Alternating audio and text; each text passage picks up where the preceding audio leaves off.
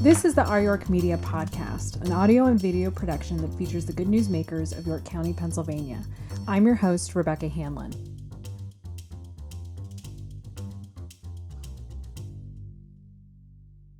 I'm sitting down today with Korey Warner Knight. Korey, thank you for joining us today. Thank you for having me. Before we jump into our conversation, we do want to thank today's sponsor. So this episode is sponsored by York College of Pennsylvania, a private college of more than 4,000 students, where from day one, students are given opportunities to grow through project-based learning and connect with the York community so that they can have an impact long before graduation. We appreciate York College's support of this program and their commitment to making York a better place. Learn more at ycp.edu. So Korey, for those who may not know you, although I'd be kind of surprised, but there might be people out there who don't, can you give us a brief introduction to who you are? You're a native York Countian? Yes, I was born York Hospital, grew up in Red Lion, live in Red Lion, so I've been here pretty much my whole life, and most people know me as Lady K-Dub or Doug's Beautiful Bride or, now Doug's Widow. But I just have a lot of, God, I'm sorry. I don't know what this is. We're going to get into serious stuff right away off the bat. Yeah. I love Red Lion. I love York City. That's pretty much who I am. Anything to do with it, and I'm here. So I think a lot of people probably don't know. I think it took a while for me to figure out you are part of a family business in Red Lion that's actually been around for quite a while. Tell us about that business. I am Director of Operations at ELW Manufacturing, which my father and mother own. We do sharp edge cutting dies. Nobody knows what that is.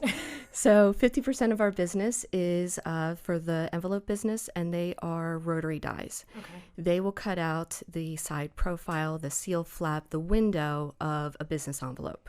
Okay. And then 50% of our business is something called clicker dies. And it's literally just what the sound they make when they punch out fabric.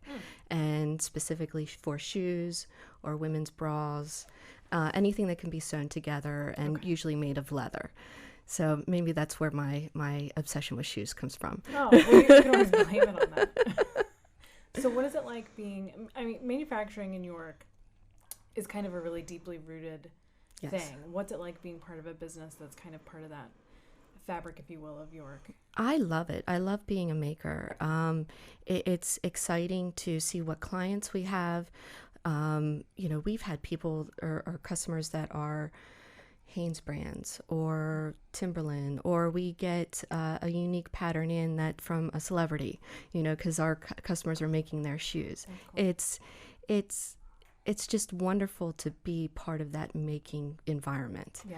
And that's one of the things that I love about York City too, just like the different makers in there. But manufacturing is fun. It might be a little dirty at times, but it's a lot of fun. Well, sure, necessary. Mm-hmm. So I'm curious now, because before we started recording, we were talking about your college, who sponsored this episode, but you graduated from there. And you said there's kind of an interesting story for how you got to your college. So now I have to know what that is. Okay, so I graduated Red Lion in 95. Okay. And I did go to Shippensburg for a year, and I was a walk-on swimmer, and I might have drank as much as I swam. Oh, okay. So, so came home, and I started working at Core States Bank, which is now Wells Fargo. Okay. And I was there, I was an accounting major still when I first started at your college in 96, 97, but I worked full-time and went to school full-time, and Core States paid for all the classes, really, because I was an accounting major.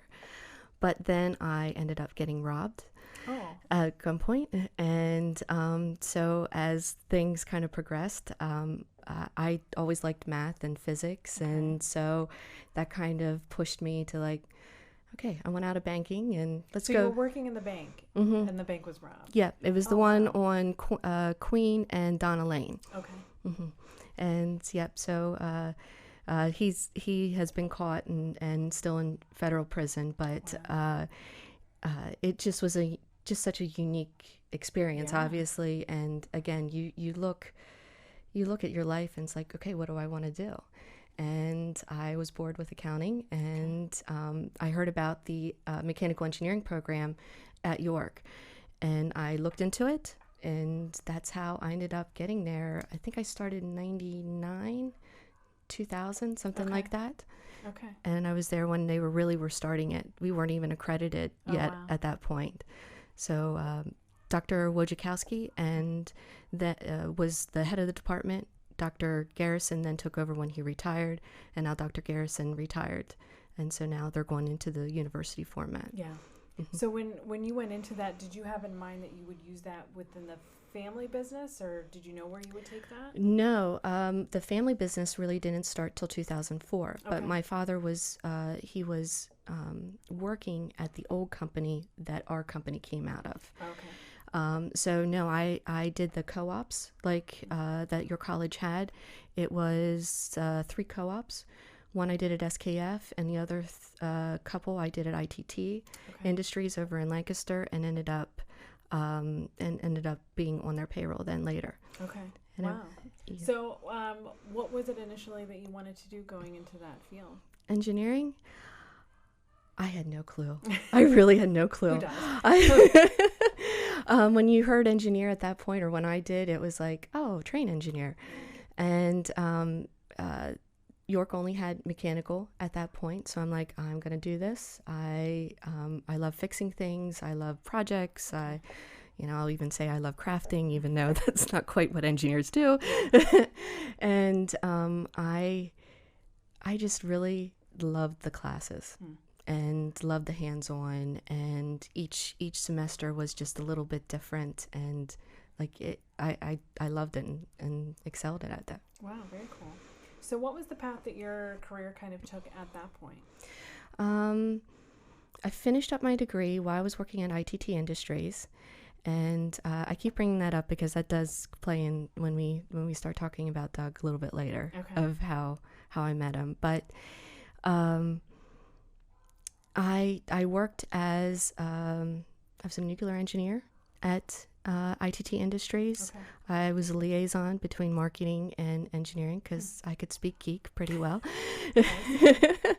And then I was also a junior for new products. So there was several different things that I was a part of, and loved the experience. But I found throughout my career, I liked more of the industrial side of it. So efficiencies. You'll hear Six Sigma and that sort of thing. Yeah. That really intrigued me, and I had most of the background for it. So when I left ITT Industries, I went up to, it's in New Holland. It's called Viking, well, it was called Viking Cabinetry. I'm not quite sure what it's called now. And that was a very interesting area too, because you had all these woodworkers, and there's barely any type of computerized really process in general. And my boss at the time, he was starting this engineering department, and we got a lot of pushback from it, but it showed me that, okay, I'm good at my skills and I can do this, and helped with efficiencies and learning to work with people. And because when you're out of school, sometimes it's really just hard to get to know people and learn all the cultures and subcultures of a business. Sure. And I enjoyed working with people. And then that ended 2005-ish. My dad had purchased the old company out of bankruptcy in 2004. And his, at the time, office manager had left, and I came on board to do her job because of my business background, and then also to lead more towards efficiencies. And I do production at work, do CNC programming, production, HR, IT. Many hats. One is a small business, of course. Bathrooms sometimes, all that type of stuff. Yeah. So did your career primarily then keep you in York? Yes. Okay. Yep. Lancaster, New Holland area was probably the most that I've left, because I did live out that way. But when my father was transferred out to St. Louis, we followed, my family followed him for 2 or 3 years. Okay. Interesting. So what do you think you've learned the most in running a family business and one that's local?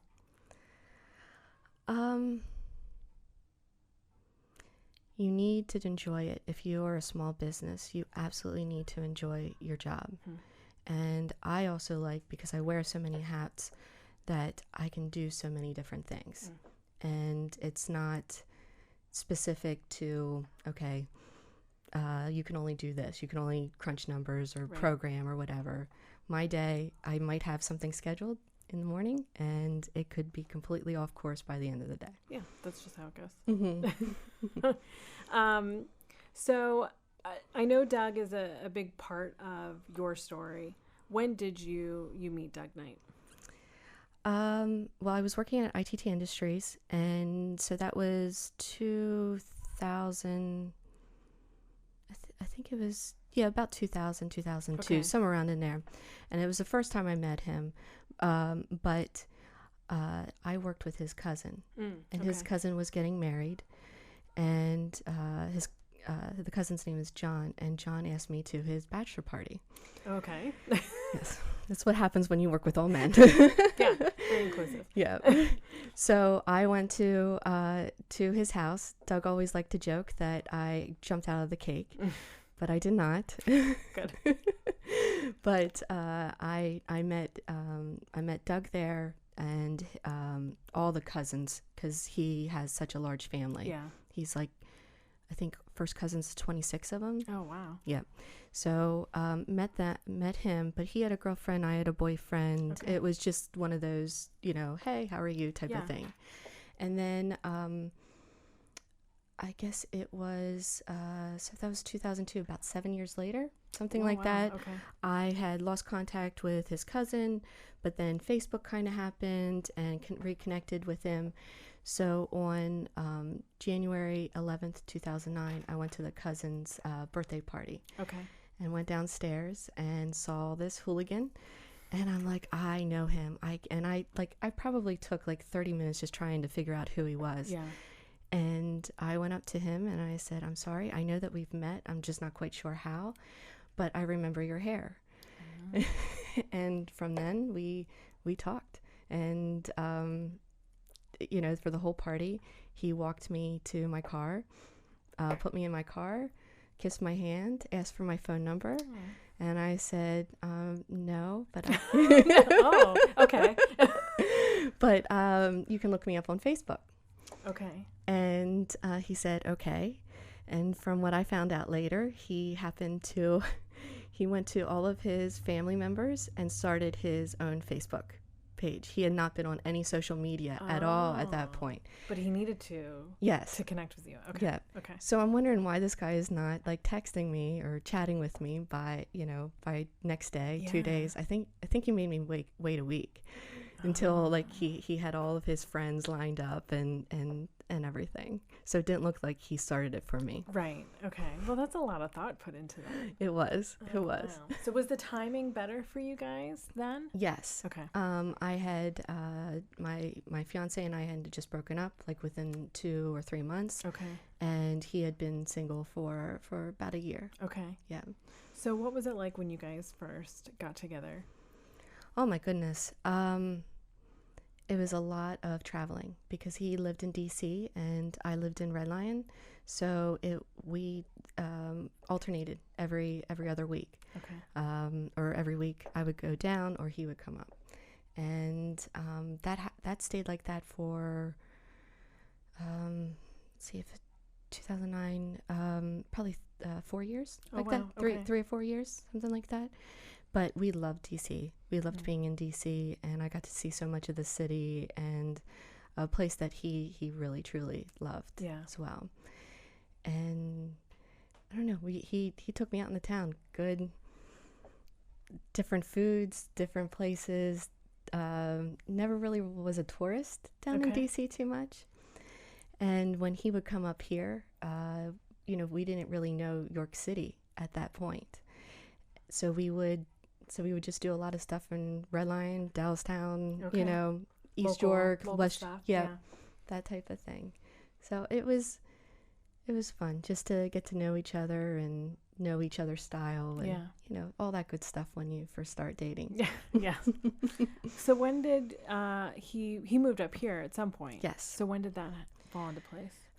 So my father bought the business in 2004. Around 2011, 10, the family started talking about succession planning and how it was going to happen.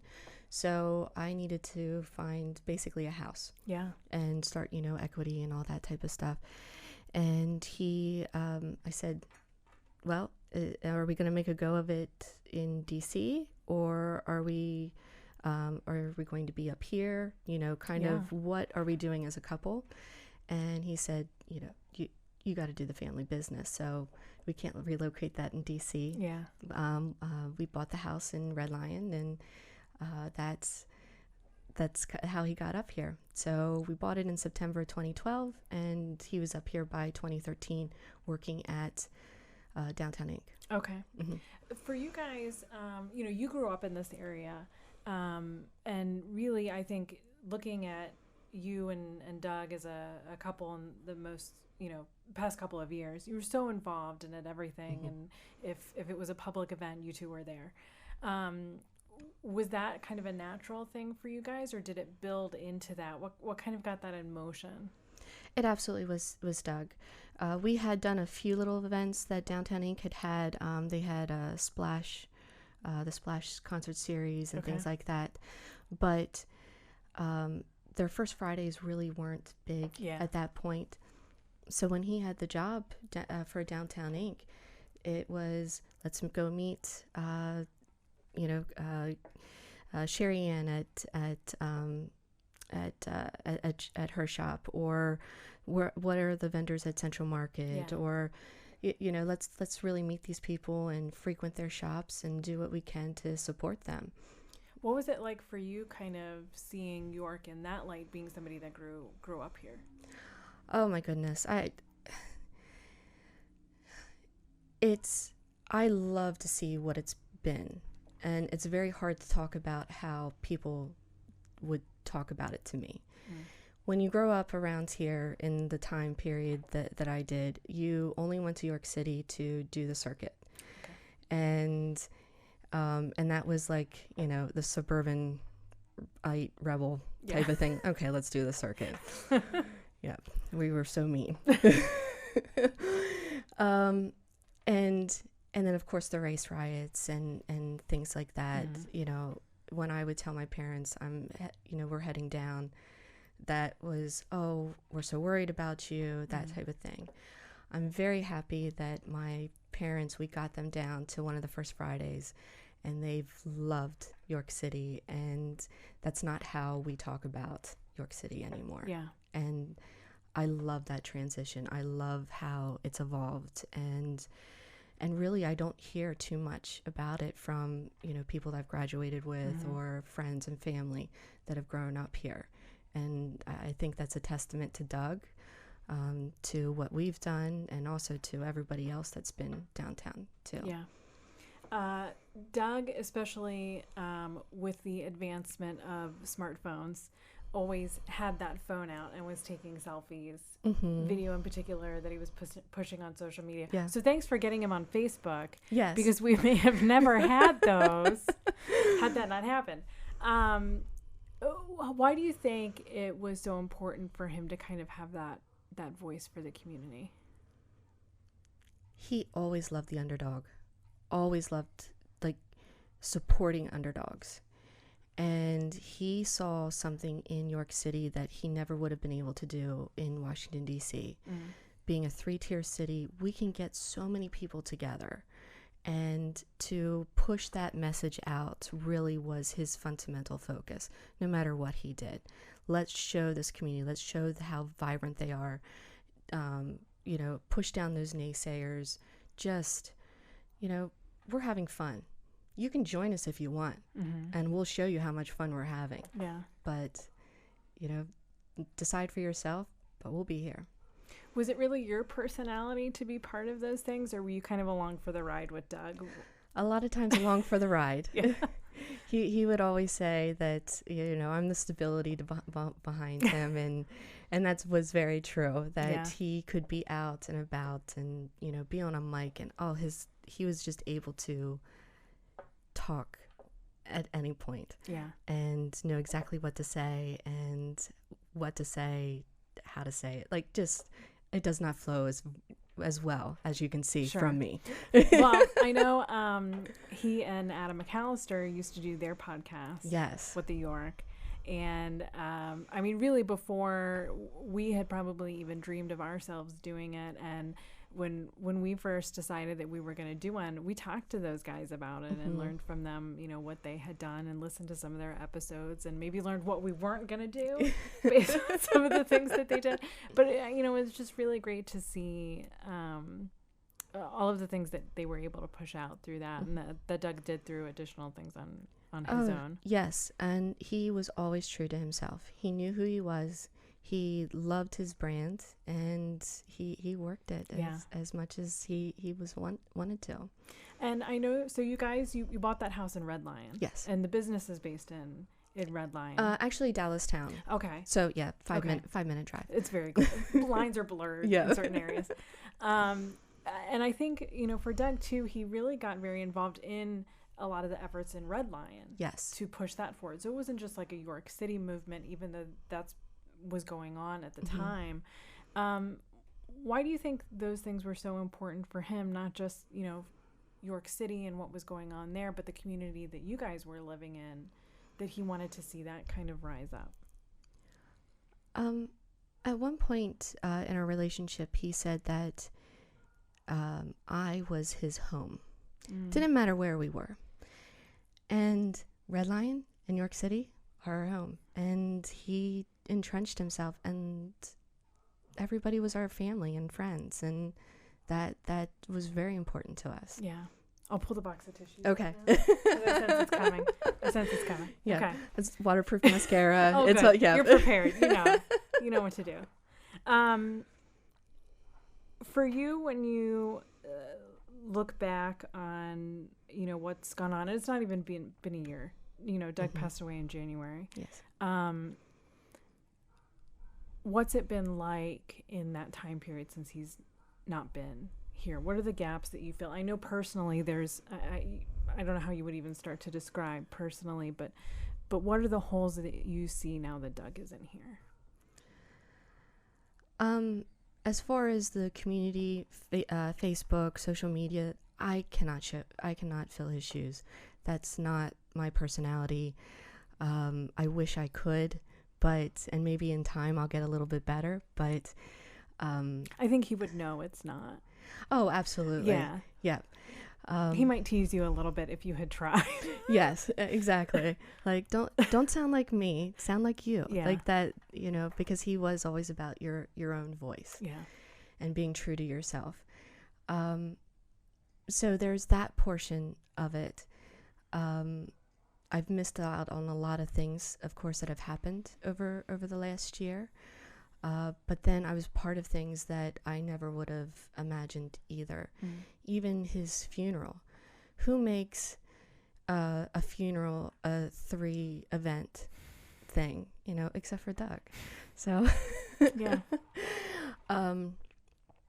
It's, and to describe what it feels like to be a widow is very hard, because you won't know it until you're there. Yeah. And it doesn't matter when it happens, if it's early in your relationship or later. You have such a hole in your heart because the person that's known you most, not counting, even your parents, you're not living with that person. You're not sharing, the goods and the bads, the hard times and the good times together. All of a sudden, that person's ripped from you, and you don't know. You just don't know if anybody will ever know you like that again. Yeah. So that's always a little hard. Yeah. And we're both going to need the tissues. I know. Might as well grab them now. Take a break. What do you hope kind of becomes, there's nobody that can quite fill that gap. either in your life or in the community. Nobody can quite, be who he was. And nobody should try to be who he was. What do you think he would hope for would follow him? Keep connecting connectors. Hmm. Getting to the organizations that work for your values, for your voice, and because you can do the most during for them. Or it just might even be connecting one friend to another. It's having some type of connection to the community to put down roots and enjoy then what you've built. Yeah. For you personally, how are you looking at kind of, getting into York, whether that's the city or the greater community? What do you see as your place in this home? At the moment, it is going to different events, supporting different podcasts like this, or with the food truck, or kind of whatever comes out of what York is doing, and I'm working with a group, and I can't say much right now, but we'll have something here soon that I think will be a testament to his legacy and mine, as well as this group too. Well, that's a big cliffhanger. I know. I know. We have to tease us with something, I guess, right? Exactly. Okay. All right. Let it go. Because I've learned to hope again, and that has helped. So any little thing, even if it's a little cliffhanger or whatever the next thing is. Yeah. Wow.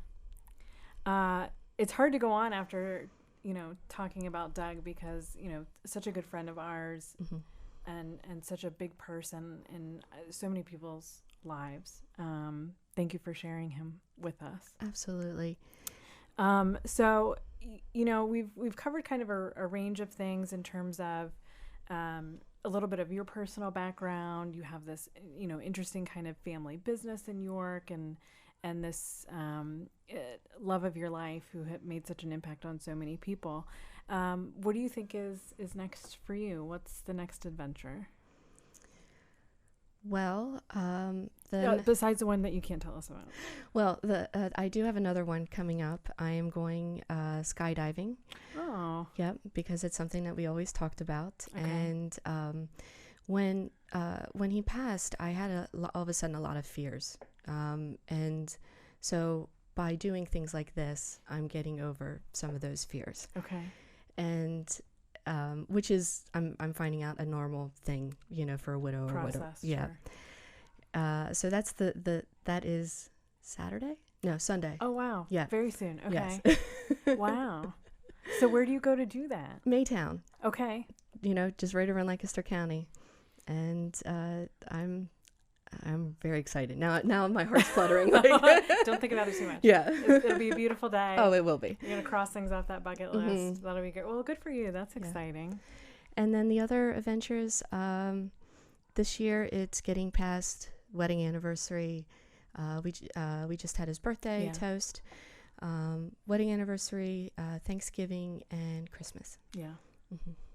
And then also the year the anniversary that he passed. Yeah. I have no idea how I'm going to feel with those, what I'm going to do. Yeah.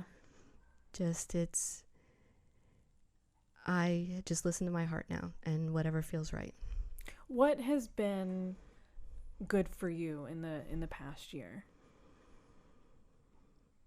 At the time, I didn't think this was good, but now looking back, I think that having everything so public and having to get out of the house and having to go to the funeral, the wakes, the Downtown First Awards, all that type of stuff helped me get out of the house, helped me see how much he was loved and that other people were grieving too, because grieving is such a lonely exercise in itself. And so my raw grief my raw grief was only about 6 months, where it was very intense and very lonely and, okay, I don't know if I can do this. Yeah. But at the turn of 6 months, so that would have been July 4th, it was all of a sudden my heart felt lighter, and it was easier to get out of bed and go to work and, do the day-to-day things. And that's, so I'm very grateful that things were public. At the time, it was really difficult. Yeah. And, even his toast was difficult too. Yeah. You have a lot of new firsts that will come. This is the year of first. Yeah. First July 4th, first birthday without him, first, all that type of stuff. Yeah. How do you think we can honor him in what we do? You've kind of mentioned the connectors part, but, kind of on an individual basis, are there things that you think he would be tickled by if we were to go out and do them in his honor? Not a specific thing. It's more be yourself, know who you are, believe in who you are, and be that voice, and own it, and do something with that. Yeah.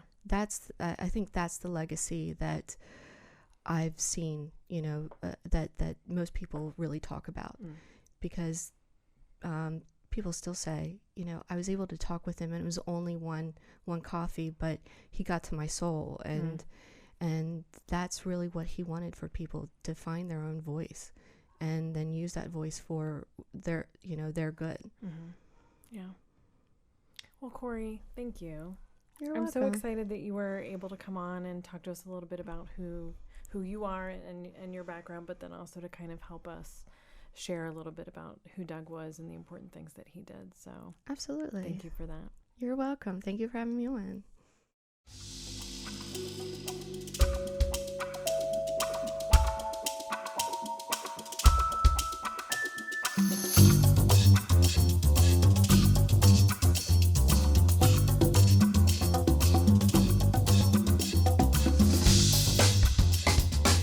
Thanks so much for listening. For more information on Our York Media and our Good News Initiative, you can visit ouryorkmedia.com.